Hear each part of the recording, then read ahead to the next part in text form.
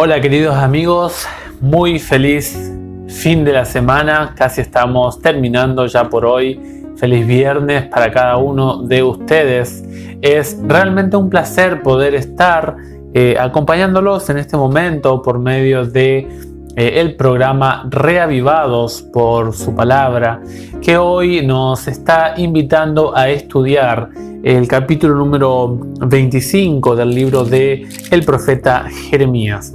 Hay algunos detalles históricos que no vamos a poder estar hablando en el video porque llevaría más tiempo del previsto, pero es una motivación para que podamos seguir investigando el tema del capítulo 25, ¿sí? Porque tiene algunos problemas en los versículos iniciales, pero no problemas, sino que se discutía y ahora con el tiempo se demostró que la Biblia tenía razón, ¿no? Vamos a orar y le vamos a pedir al Señor que Él nos dirija y nos acompañe. Querido Padre que moras en el cielo, gracias te damos, nuestro buen Señor, por regalarnos la linda y delicada oportunidad que tenemos para hablar con nuestros oyentes, con nuestros amigos. Y Señor, gracias porque tenemos los medios tecnológicos para hacerlo, como cada día te agradecemos, porque son una bendición en estos tiempos de crisis, de pandemia. Queremos pedirte, Señor, que abraces a los necesitados, a los dolientes en este día, y oramos en el nombre de Cristo Jesús, nuestro Salvador. Amén. Amén. Tenemos un capítulo hoy que está demostrando acerca del juicio que está llegando ya a el pueblo de Judá.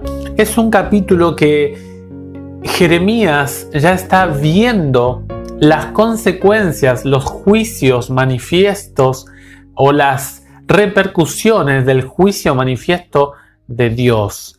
Y vamos a ver que esto está ocurriendo en el año 605, 604, como estuvimos analizando ayer. Estamos en los días de el rey Joaquín. Recordemos, si ustedes venimos hablando de esta etapa monárquica de Israel, teníamos como contemporáneo, Jeremías comenzó en los días del rey Josías, luego vino el pueblo colocó a su cuarto hijo de Josías, Joacás, y este hijo de Josías fue sacado por Necao, el rey de Egipto, y colocó a Eliakim, que lo llamó Joacim. Y luego viene Joaquim, ¿sí? Y finalmente viene Sedequías. Estamos acá en el momento de Joaquim. Y ocurre en los años 605 y 604. Ya Nabucodonosor, antes de que Nabucodonosor ascendiera al trono, estaba su padre, y luego ascendió al trono el hijo Nabucodonosor. Y dice el profeta en el versículo 2 que Jeremías va a dar un mensaje para todo el pueblo de Judá y todo Jerusalén. Y dice el tiempo desde cuando él estaba hablando. Dice desde el año 13 de Josías, que eso es cuando iniciamos, que es del 628 al 627, les vengo hablando, dice Jeremías, y les vengo diciendo lo que Dios viene hablándoles a ustedes hasta el día de hoy, en el presente. Yo les sigo hablando y dice, la palabra del Señor me llega y les he hablado incansablemente. Y no solamente yo, sino que también Dios, dice el versículo 4. Vamos a ver los versículos 4 al 7, que el pueblo empieza a tener una actitud negativa para con el mensaje, con la propuesta de Dios. Dice, Dios les ha enviado incansablemente a todos sus servidores. Les mandaba profetas, les mandaba mensajeros. El versículo 5 dice, les decía, vuélvanse cada uno de su mal camino. Cambien de dirección, le decía Dios. No sigan por ese rumbo. Por favor, vuelvan de su inmoralidad. Luego en el versículo 6 le dice, no confíen en ídolos, no tengan dioses que no sea yo. Incansablemente Jeremías les habló al pueblo, a los integrantes del pueblo, que no siguieran el camino de la idolatría. Y como el pueblo despreció eso, dice la Biblia que vino consecuencias negativas para el pueblo, para su propia desgracia. Y dice el texto, los versículos 8 al 13, que ahora Dios va a emplear su instrumento, su elemento de juicio de manera concreta al rey de Babilonia, Nabucodonosor. Y lo llama en el versículo 9, mi servidor. Y no solamente contra Judá y Jerusalén, sino contra las naciones que están alrededor también. Dice, así los consagraré al exterminio total y los convertiré en una desolación, en un motivo de vergüenza y en ruinas perpetuas. Haré desaparecer de entre ellos el grito de la alegría y el grito de júbilo, el canto del esposo y el canto de la esposa, el ruido del molino y la luz de la lámpara. Aquí cuenta la desintegración de todas aquellas porciones de la vida familiar en el pueblo de Judá en ese momento.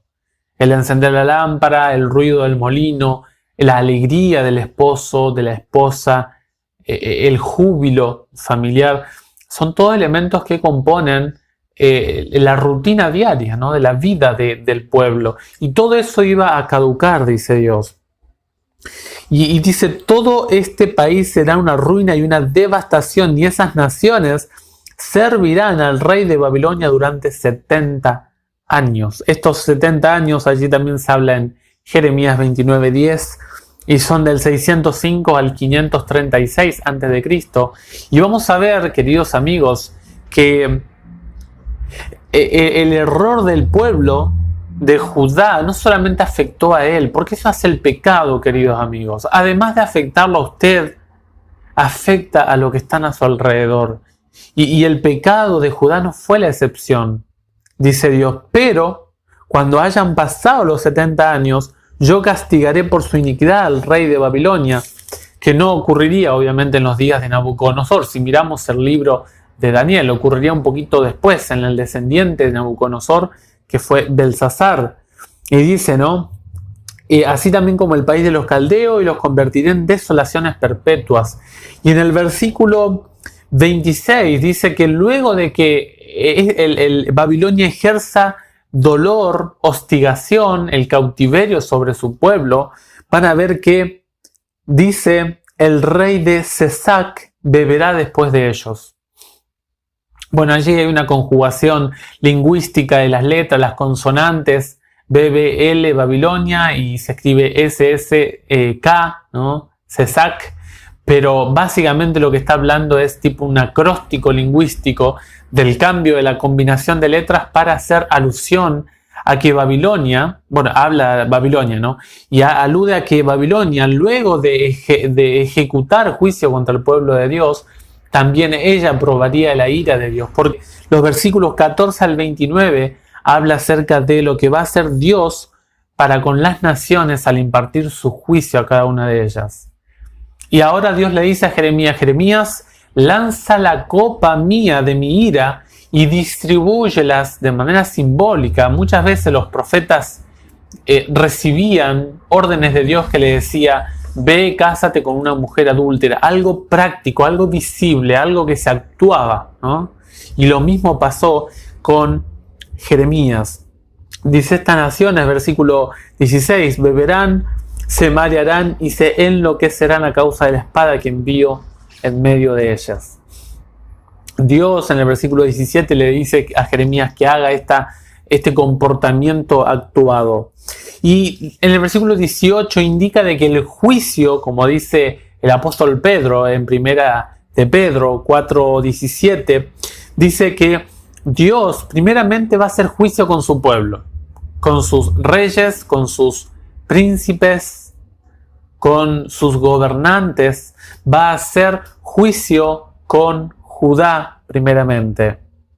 Y luego dice en el versículo 19, 20, 21, 22, van a ver ustedes, 23, habla de todas las naciones alrededor: Edom, Amón, Moab, Egipto, los filisteos, las diferentes ciudades de filisteos, Sidón, Tiro, etc. Van a ver ustedes que habla de diferentes tribus árabes, ¿no? Más allá, arriba de Jerusalén. O sea, el rey Nabucodonosor no solamente iba a llegar hasta Jerusalén, sino muchos otros sectores geográficos más extensos a Jerusalén, más amplios que solamente hasta Jerusalén. Y luego dice el versículo 26 lo que acabamos de leer, que el rey de Babilonia también sufriría el juicio. Y ahora vamos a ver en el versículo 29 lo que decíamos en el versículo 18, que el juicio comienza primeramente por la casa de Dios. Queridos amigos, aquí se muestra una faceta del juicio. Y no estamos hablando acá del juicio individual, sino que estamos hablando de que Dios llamará de manera nacional, colectiva, a las naciones para pasar por su juicio. Así como pensamos también en a nivel individual que uno va a tener que pasar por el juicio divino, también, queridos amigos, se va a tener que pasar por el juicio a las naciones en su conjunto. En los versículos 30 al 38 se habla acerca de el juicio que va a venir de parte de Nabucodonosor a Judá, y van a ver que específicamente se habla de los resultados de la espada, del hambre, de la destrucción que vendrá sobre el pueblo.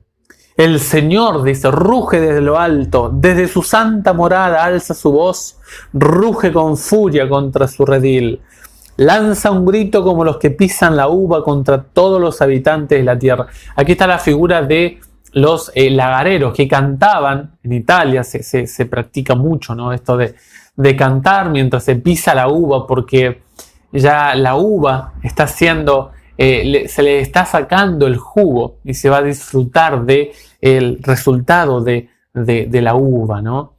Y en ese simbolismo habla de que Dios canta, Dios lanza su voz, Dios emite un juicio de su morada. Y esto lo deben escuchar todas las naciones de la tierra, querido amigo. Y usted, si habita en este mundo, pertenece a alguna nación también. Y Dios declara de que estas naciones deben estar atentos a la voz de su juicio. La Biblia dice que ya el juicio de Dios se está llevando a cabo ahora. Eso lo dice Apocalipsis 14, no lo digo yo. Dice, la hora de su juicio no dice llegará, sino que dice ha llegado. O sea, ya está presente aquí en la tierra. Ya se están viendo las consecuencias del juicio divino. Por eso, dice, llega el estruendo hasta el confín de la tierra. Toda la tierra va a pasar en juicio ante Dios. Luego dice, porque el Señor, y en estos versículos 30, bueno, en sí, específicamente 31 al 33, se ve la intensidad del capítulo 25. Llega como al clímax, donde se cuenta de que Dios, y acá se ve, Dios está en pleito con su pueblo y con la humanidad rebelde. Y aquí se ve, generalmente se habla de, y estos son algunos de los textos que por ahí se malentienden, algunos hablan de la misericordia, la bondad, la paciencia de Dios, pero estos textos indican de que la gracia de Dios cesará, que nadie más se va a poder presentar en un momento de la historia ante la presencia de Dios y obtener el perdón de sus pecados. Dice el texto, entabla juicio a todo ser viviente. Ahora no llega de manera individual. Antes era colectivo, nacional. Ahora es individual. Y a los malvados los entrega a la espada. Todo esto del juicio, de la condenación, algunos dicen que solamente para los malos, pero vimos en el versículo 18 y 29 que también Dios hace juicio con su pueblo. O sea, el juicio no de los que habitamos el planeta Tierra, sea que ya no estén con vida o que estemos hoy o que mañana no estemos, todos pasaremos por el juicio de Dios, dice el apóstol Pablo. E inclusive, dice el apóstol Pablo, van a ser juzgados los ángeles malos. Van a mirar sus consecuencias, los seguidores de los demonios, del enemigo de Dios. Y dice el versículo 33, habrá víctimas del Señor en aquel día, desde un extremo a otro de la tierra. No serán lloradas ni recogidas ni enterradas. Se convertirán en estiércol sobre la superficie del suelo. Aquí se habla específicamente de la destrucción, de la mortandad que vendrá con la llegada de Babilonia. Pero ¿para qué nos sirve hoy? Esto tiene una aplicación futura. Tenemos que buscar en la Biblia un tiempo en el que haya un caos en la tierra, donde la tierra haya quedado con muchísimos cuerpos a la descomposición.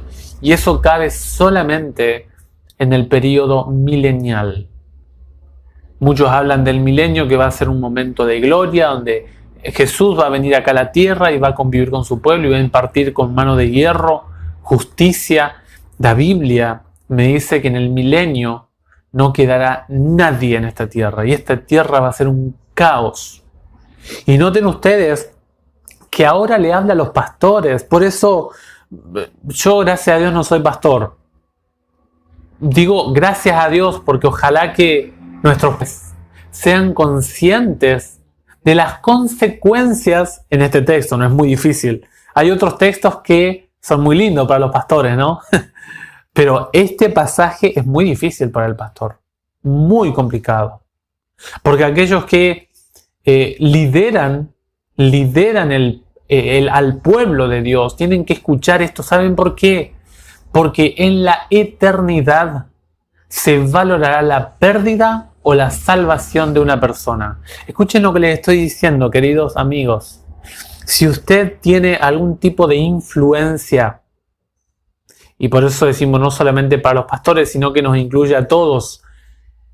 Si usted tiene algún tipo de influencia con alguien, una influencia espiritual para con otro, que está bajo su relacionamiento, bajo su conducción, usted es responsable de lo que hable con esa persona. Y acá les quiero hablar exclusivamente a los líderes. Queridos líderes, sepan de que ustedes con una palabra, con una acción, con un gesto, podemos nosotros ser de bendición o de maldición, de salvación o de perdición. Este es un texto desafiante para los pastores, para los ancianos, para los ministros. Y es un texto difícil, sí. Sí. Por eso, cuando uno lee toda la Biblia, hay textos que son para nosotros, hay textos que no son para nosotros, y hay textos que competen a la parte del liderazgo de la iglesia, y hay textos que competen a la parte del laicismo, ¿no? De los laicos. Dice, giman pastores y griten, revuélcanse en el polvo, encargados del rebaño, porque les ha llegado el día de la matanza y caerán como carneros escogidos. No hay asilo para los pastores, no escaparán los encargados del rebaño. Escuchen el clamor de los pastores, el gemido de los encargados del rebaño, porque el Señor devasta sus pastizales, sus prósperas praderas son destruidas entre el ardor de la ira del Señor. ¡Qué tremendo! Queridos amigos, aquí habla acerca de los falsos pastores, de los ministros que no enseñaron un escrito está, de aquellos que manipularon la Biblia para lograr sus alcances, sus propuestas. Por eso, queridos amigos, si usted tiene la función de pastor, escuche estos textos. Si usted tiene la función de un liderazgo, un departamento en la iglesia, tiene un ministerio, tenemos que ser cuidadosos, muy cuidadosos en cuanto a estos pasajes, porque se describe el futuro trágico de aquellos que emplean la palabra de Dios para el mal. Por eso tenemos que ser respetuosos del libro de Dios y estudiarlo de manera armónica, sistemática y organizada. Yo deseo que el Señor nos hable, que nos explique este capítulo de hoy a nuestro corazón y sepamos que Dios va a destruir a la Babilonia espiritual que se está levantando hace ya un tiempo y que va a llegar a su momento más elevado en el futuro de este planeta Tierra. Que Dios nos ayude a hacer de lo que estemos alabando a Dios, que estemos con Él y que seamos juzgados en la persona de Cristo Jesús y seamos receptores de su gracia salvadora. Que Dios les bendiga en este día, que tengan un feliz viernes, que puedan terminar muy bien la semana y si el Señor lo permite, nos vemos mañana y en los siguientes videitos que estemos subiendo. Por favor, dejen sus likes, sus me gusta, sus no me gusta, sus comentarios, suscríbanse, ¿sí? Que eso nos está ayudando mucho para seguir creciendo. Y les mandamos desde el canal Enseñanza Bíblica un fuerte, fuerte abrazo. Dios les bendiga y que anden muy bien.